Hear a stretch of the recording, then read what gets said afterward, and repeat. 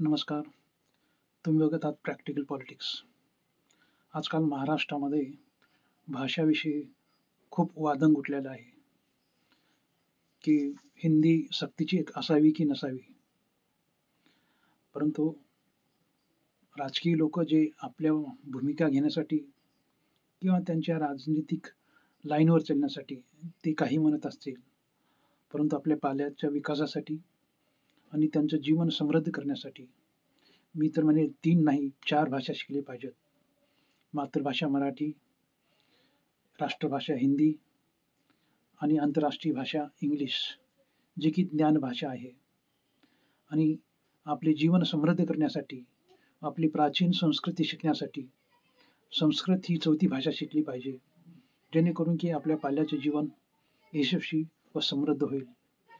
म्हणून राजकीय दिशा न घेता प्रत्येक पालकांनी आपल्या पाल्यासाठी 4 भाषा शिकवावी, जेणेकरून त्यांचे जीवन व करिअर समृद्ध होईल.